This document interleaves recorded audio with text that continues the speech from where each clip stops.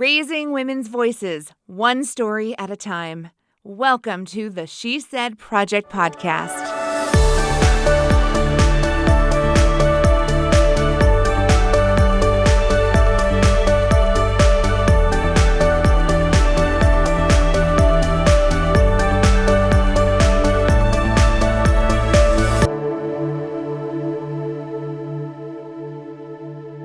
This is an extra special episode of the She Said Project podcast. I am so excited to jump right in the deep waters. You know who I am, Jeanette Jerzyk, National Director, Carrie Rosso. What's up? What's happening? Blah, blah, blah. You ready? Yep, let's go. Are you ready? Let's Are you ready? go. Let's do this? Okay. Been ready all day.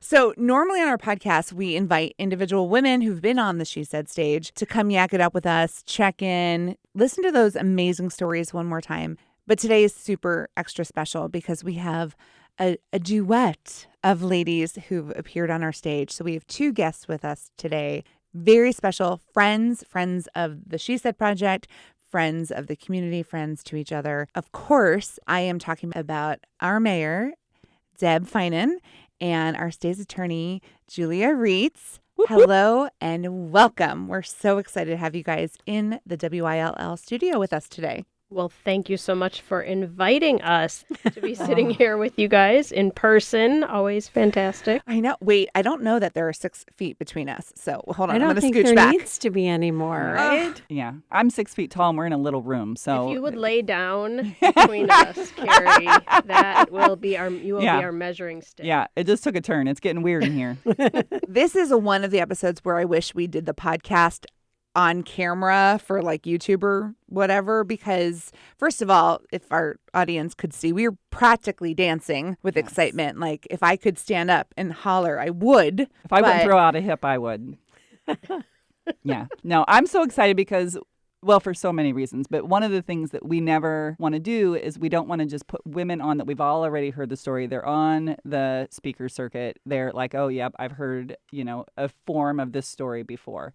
And Deb and Julia were two women that I admired and loved and was hesitant because I thought this is going to be work for you, just more work, and asking you to be vulnerable so that people could see you in a girlfriend light and not see you in the roles that you typically are in. I really wanted people to see you as the girlfriends you are to each other, but how everybody else in your friendship circle sees you. Was it easy or was it a challenge to sort of drop that and just be girlfriends? Well, I think maybe the beer helped. The beer helped, yeah. We're not going to bring that up, you two. But I was going to say, I think we're both very cognizant, and I don't want to speak for Julia, of the roles that we play in the community, right? And so, I am careful on social media and in the public eye because I want to respect the role of mayor in the community that I am serving. And so letting down that guard a little bit to be just a human and not the mayor was challenging and made us a little vulnerable. Yeah, and honestly, I don't know that we did that so much, to be honest. Right. I mean, first of all, we struggled trying to even come up with what we were going to talk about. You kept saying, tell us about that time when. We didn't really have that time when something scandalous happened because of, of who we are. I think it wasn't until like a week or two before the actual show, sorry, Jeanette, that we really came up with what we were going to say. And we kind of took it upon ourselves to be the introduction to the concept, but not so much about telling a real in-depth story.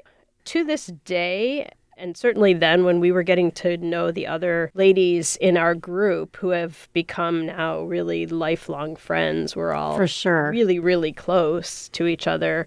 Some of them just really exposed themselves and their story. Wow. That's what she said. You're in the wrong crowd. Wow. Right. Wrong audience. Told very personal stories about their history or what was going on in their lives in the moment.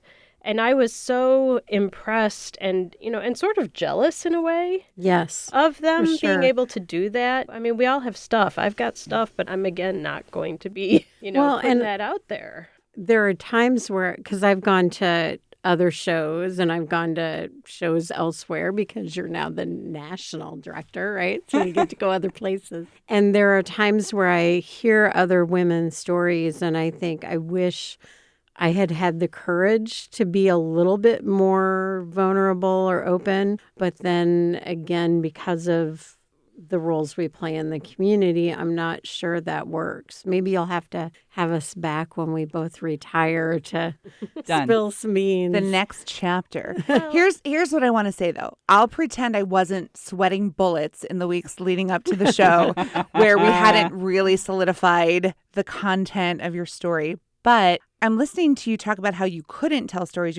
But you did. You found it. You found vulnerability in being real humans on a stage where you knew there was this pretense of who you are in the community. But what you two are is you are women of integrity. And at no point did we ever want you to lose that or break that integrity.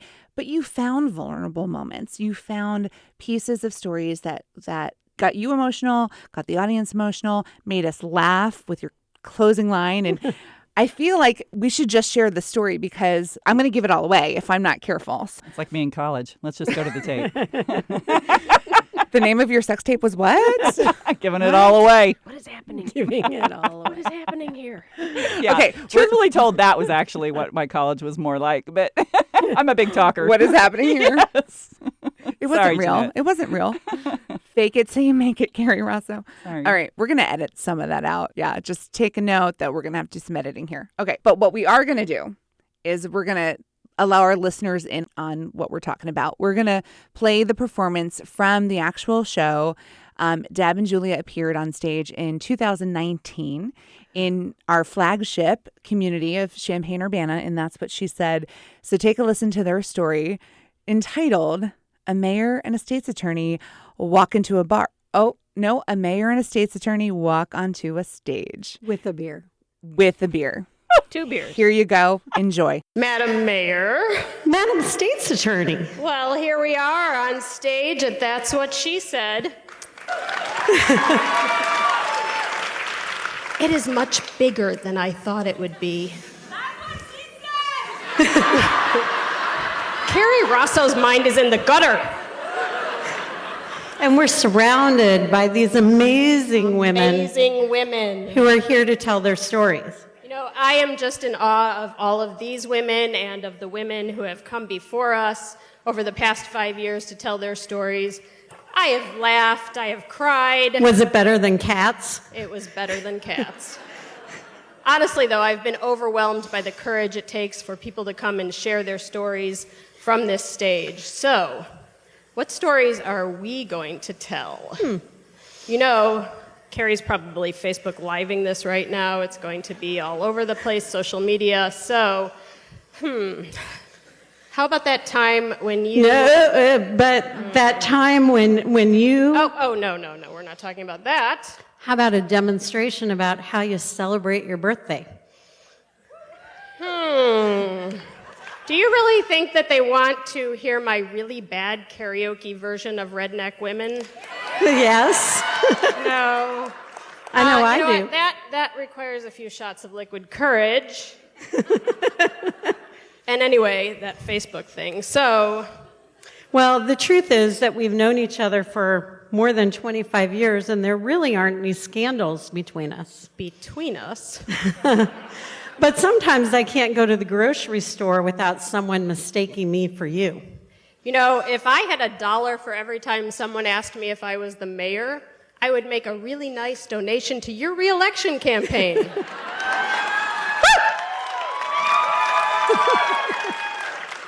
Seriously, though, I agree the Netflix version of our relationship would probably be pretty boring. 2 women who mutually respect each other, get along, like each other, in local government in a Midwest college town. I don't know that that's really binge-worthy material. Probably not, but unfortunately in today's world, it's probably a unique story. Yeah, true, unfortunately. But seriously, isn't the point of She Said that every woman has a story to tell, and some are everyday, and some are tragic, and some are about the wonderful women who have supported us along the way? I know I've been surrounded by many women who've influenced my life. Great idea. Instead of talking about ourselves, let's talk about them. Sounds good.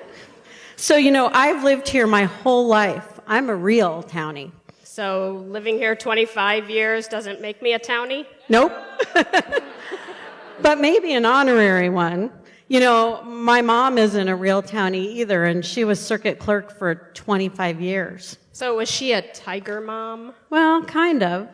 When I was 3 or 4, my family lived in married student housing, and I went to the co-op nursery school. And we used to ride the bus from our apartment to the school, not because we couldn't walk, but because I loved to ride the bus. Sounds like some MTD people here. And so we got to know the bus driver, who, of course, loved me. Of course. And told my mom that I was precocious, and I chatted with him. And so one day, I asked my mom if I could ride the bus by myself. When you were 4? When I was 4. And my mom, who thought that it was important to raise very, very fierce girls, like Erin Tarr would say, decided that I should ride the bus by myself. And she arranged with the bus driver for me to get on. I paid him, and she ran like crazy to the school so she'd be there to help me get off. And I rode the bus by myself.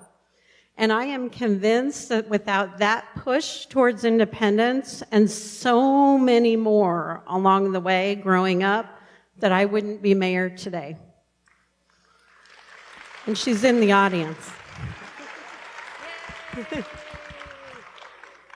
Well, when I was 4, my mother falsified my birth certificate to beat the December 1st deadline so that I could go to kindergarten a year early. For 6 years, I thought my birthday was in November instead of January. On the plus side, the year I figured that out when I changed schools and had to re-enroll, I had 2 birthdays. And I can tell that story now because the statute of limitations has long passed. But I do always think about how different my life would be if my mother had not committed a major felony in order to get me out of the house a year early. So seriously, though, is this where you thought you'd end up? Oh, not even close.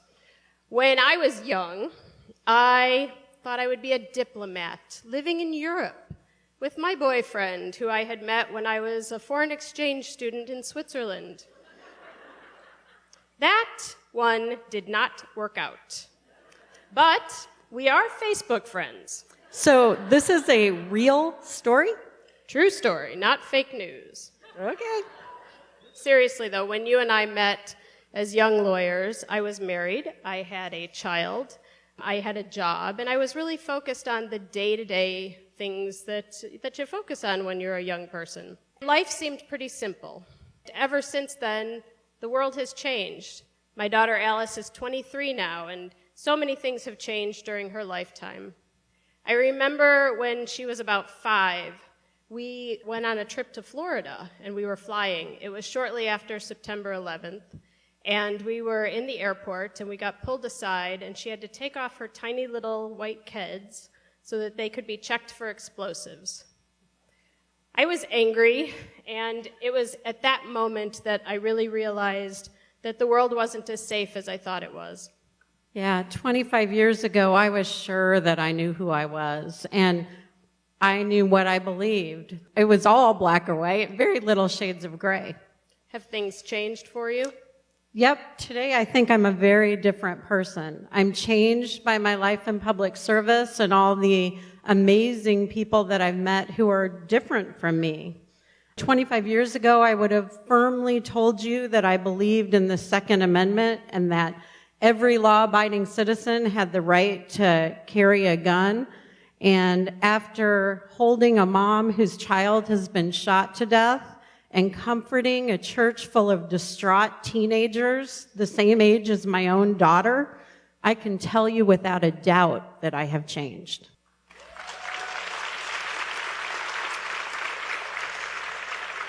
Unfortunately, in my job, I've learned that lesson too many times over the past 25 years. Yeah, can you tell us some of the people who've had that impact on your life? I have always been in awe of the strength of women dealing with crisis. They have definitely shaped me in the decisions that I make.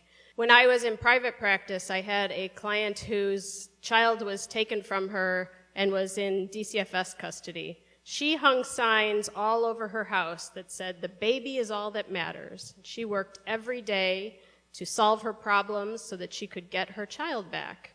She definitely affected how I view those cases when I'm on the other side as a prosecutor. I have worked with, met with, sat with mothers who have lost their children to gun violence, to drunk drivers, and also with the mothers whose children have caused those deaths. They were all grieving. They were all trying to find some strength to go forward.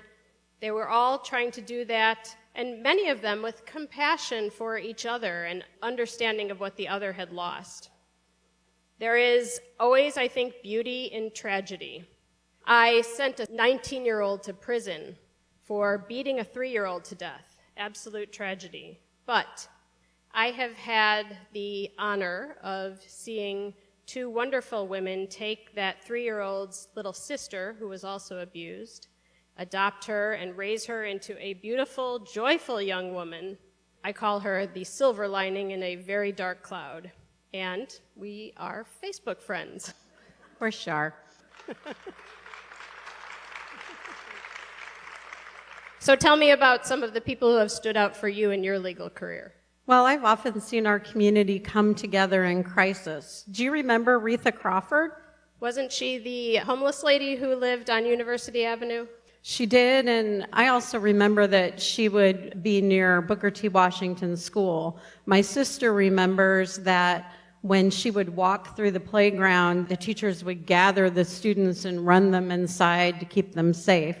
And she lived in our community with what I thought were no mental health services and absolutely nobody caring for her.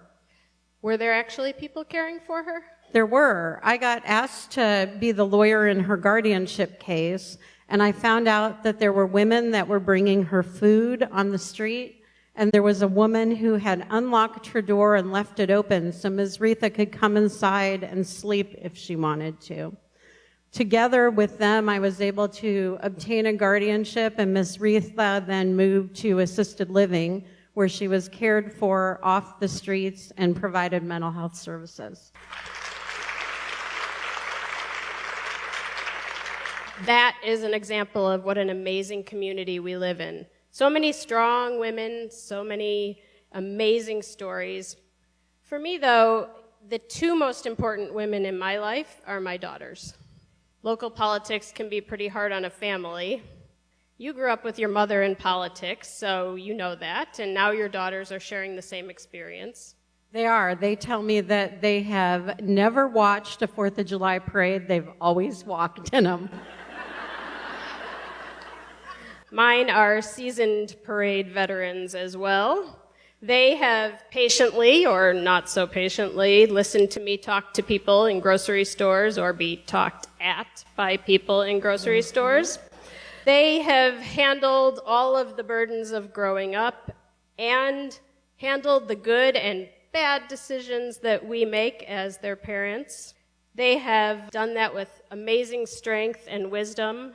They are 2 amazing, beautiful young women, and I hope that they've learned a little bit of that from me. I'm sure they did. And like your daughters, mine have grown up with a mom in the spotlight. We talk a lot about being kind and that what you do matters. And that lesson was really brought home 4 years ago when I was running for mayor the first time. And my oldest, who was 13 at the time, was out knocking on doors with a friend down the street from where I was. And she went up to the door and she knocked on the door, and the woman opened the door and took the brochure from my daughter's hand, looked into my daughter's eyes and said, "I'll never vote for that bitch. She was mean to me in high school." And then she slammed the door in my daughter's face. Do you know who she was? What is it that you did to her? I don't know, but we're probably Facebook friends. Or she's probably in the audience tonight. No one's standing up. But my daughter, I think, did really learn from that lesson, the impact that what we do matters and that we do have an impact on the people around us. Well, these past 25 years have been an amazing experience, and I am lucky to call you my friend. People ask me all the time, if you could change something in your life or do something differently, what would you do? And I always say, I wouldn't do anything differently. I wouldn't change a thing. Because if I changed anything, then I wouldn't have the life that I have today. I wouldn't have the family that I have today. I wouldn't have the amazing job that I have. I wouldn't have the friends who surround me. So, if you could change anything, what would you do differently? I wouldn't have been such a bitch to that girl in high school.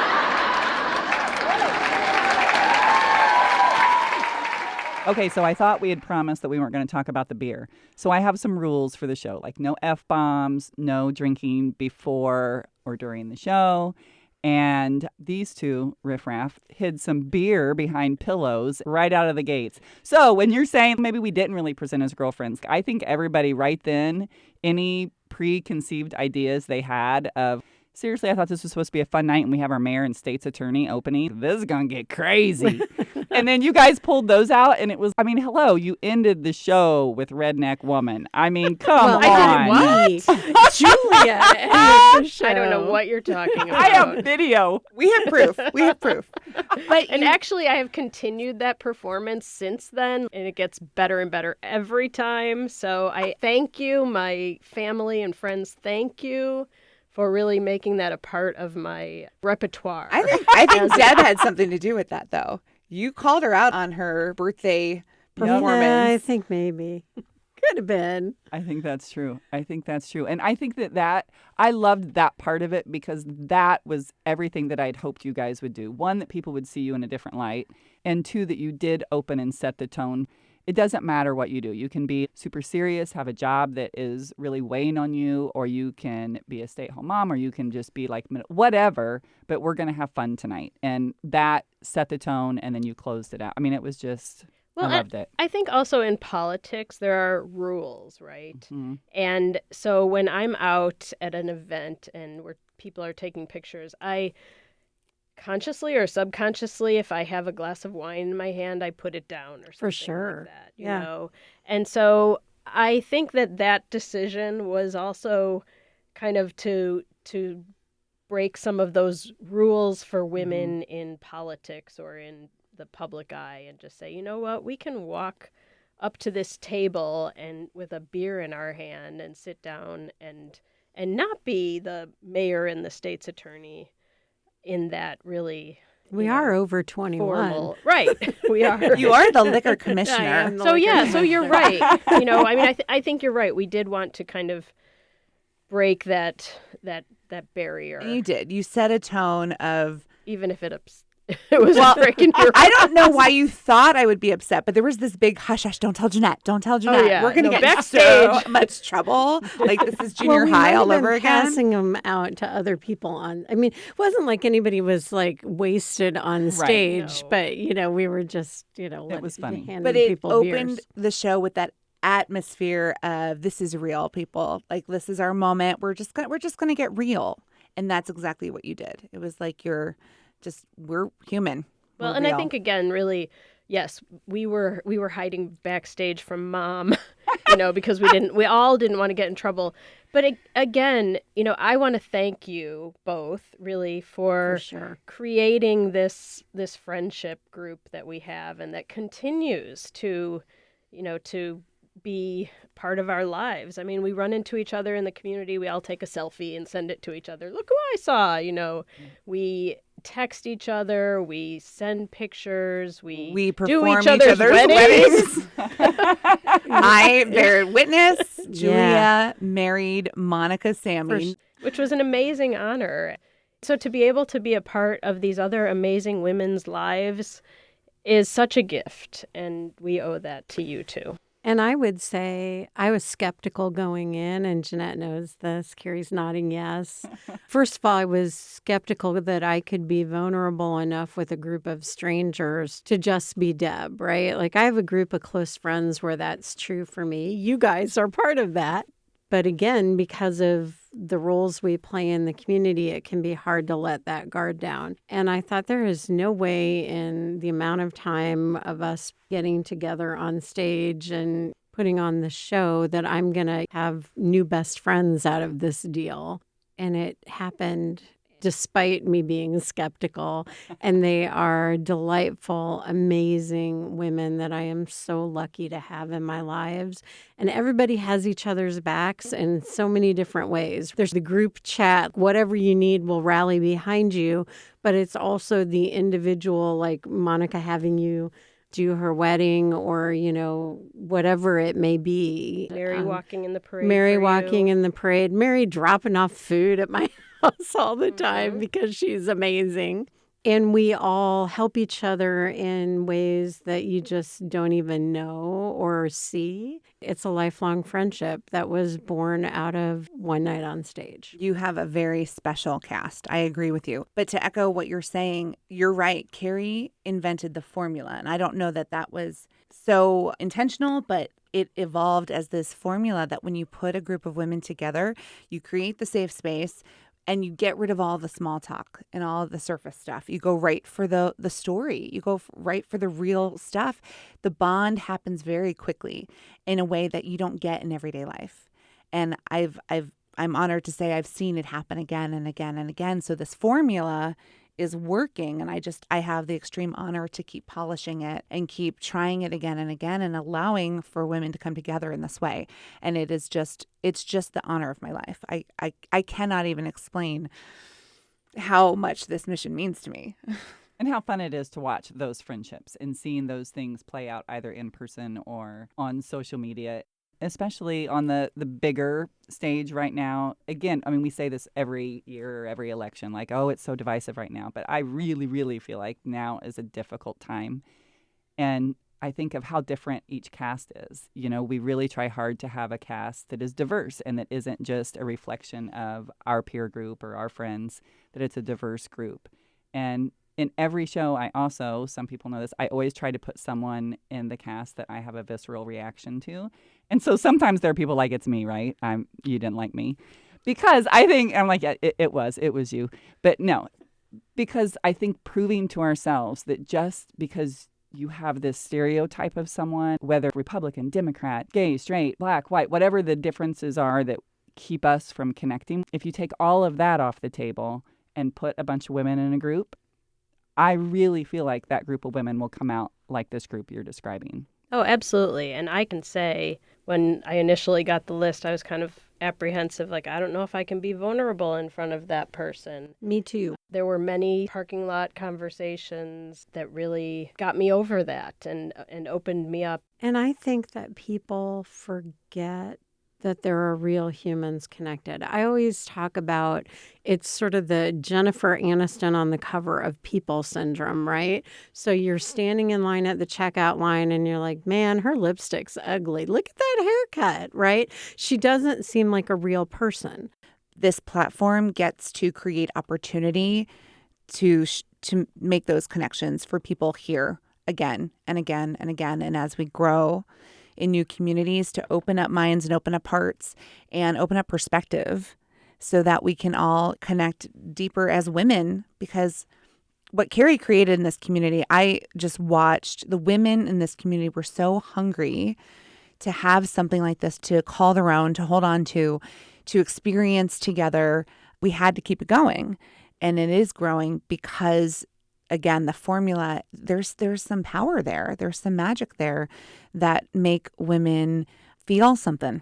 Well, and going back to what Julie was saying earlier on, I can get up and tell jokes or crack vagina one-liners all day long, but I cannot get up and tell like my deepest, darkest stuff. So when I see these women being brave enough to do it, it serves something for me too. Like I might be the vagina talker, but those pieces also serve Carrie me. Rosso, vagina talker. Carrie Rosso. Every episode. Yep. She finds a way to Squeeze it in. But I whoa. will say, though, even though I personally may have been uncomfortable standing up on the stage and telling something very personal about myself, I was able to have those conversations with that group of ladies, and particularly even those conversations with women that I didn't think I would be able to be that open with for, when I came into it. So again, I might not have shared everything on the stage other than my, ability to lip sync To light up a music. room. Yeah, but that takes I have had the courage. opportunity to share parts of myself, of my life with other women in a way that I'm comfortable doing because of this show. And I would say, even though Julia and I have been friends for a very long time, the experience made us closer. Absolutely. And it was, it was the before times, right? I mean, the timing of that as we went into 2020 and the amount of work we did together over the course of the last 2 years, having that base of trusting each other. Not only were we vulnerable, I suppose, for an audience, but to go on stage together and know we had each other's back. We weren't going to embarrass each other. We recognized what we were doing out there, set the stage for us as we did a lot of really hard work in the last couple of years. Yes. That's true trust building, true team building. Absolutely. And I think it's the timing that we were the show of the before times, really, and then being isolated, and I think that enhanced our group's friendship For sure. and connection. But I completely agree. You and I, Deb and I, were on the daily basis communicating with each other, with Julie Pride, another one of your She Said ladies, making decisions that affected the health and safety of this community. Sometimes they were not popular decisions; they were difficult decisions. Sometimes but I do think they were. but I always said, you know what, if at the end somebody said you didn't have to do all of that, I would say that's great because you're alive and we can have this conversation. Right. And so that relationship was key, absolutely, to getting us through that time. And we trusted each other. So, and again, we were friends before that, but the trust was there to really do it and to support each other. So we had the official conversations about, what rules do we need to impose and how are we going to enforce them. But then we had the, 6:00 in the morning, because we're both early morning people, like, how are you today? And, how are you handling all of this? And, what's your life like? Kinds of discussions too. Because you needed that. You needed someone who understood what it was like to be you on that side. I want to share that Carrie and I both have gotten the feedback after you two appeared on stage that we heard people say, oh my gosh, I never knew that Deb was so funny. I never knew, some of the things that they had been through or that they'd been friends and that was exactly what we had hoped for, that our community would see you as real people, real women, real experiences. You have daughters. What kind of feedback did you get from the community or from your family about what you shared that night? I think people enjoyed the show. It wasn't so much about us, right? There were, as we talked about, so many women being so vulnerable that I think that was the highlight. But certainly it was funny. I had a good group of friends who came. We've always come to the shows together, so they came without me to watch. And a couple of them knew the story, but not all of them. And they were pretty surprised by it. And I think delighted that we were able to do something so fun and to just be who we are and not have to be state's attorney and mayor. How about you? I just keep going back to the the friend group and the relationships that we have created. My husband knows. I say, oh, I've got a she said thing. I'm going to do this or Code. It's code. and it's truly a part of my life. Besides the constant requests to, belt out a few lyrics of. Julia's in the house. Get her a mic. I will admit that if I am either having a good day or a really hard day, that I will put on the music from the show. And it's, 3 or 4 songs, right? But I've got my She Said playlist and I'm dancing in my bedroom while I'm getting dressed or in the shower. And that gives me whatever I need for the day because I feel connected to everybody. You're right. We keep developing the She Said soundtrack. It's happening. There's going to be something more official at some point, but music is so powerful and such a part of it. And we end a lot of our shows with music, but it really connects everyone at the end of the day. I have had so much fun watching your friend group and bearing witness to the relationships and the jokes and the support and the love. It's really magical. So I want to thank you for all of it. Ending the show with This Is Me was beautiful. First of all, you had Monica and Estella singing it, which was just and Katie amazing. Flynn, And the Katie wonderful Flynn, Katie Flynn. absolutely.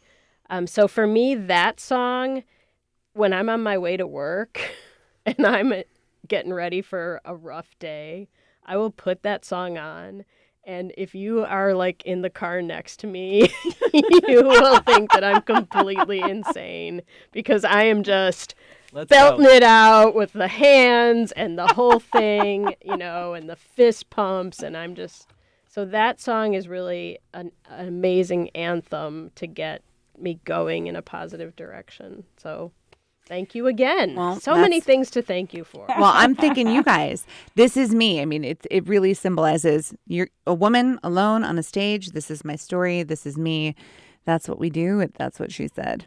So I hate to do this, but that is all the time that we have to chat with our dear friends, Deb and Julia from the 2019 show. That's What She Said in Champaign, Urbana. Carrie, I love being back in the studio. This is magical. We were on Zoom for a while, but we kept it going. And that's what's important is we have some work to do.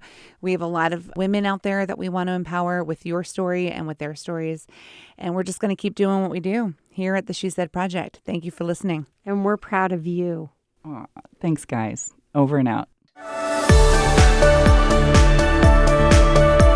Thank you for listening to the She Said Project podcast in partnership with Illinois Public Media. All materials contained in the podcast are the exclusive property of the She Said Project and That's What She Said, LLC.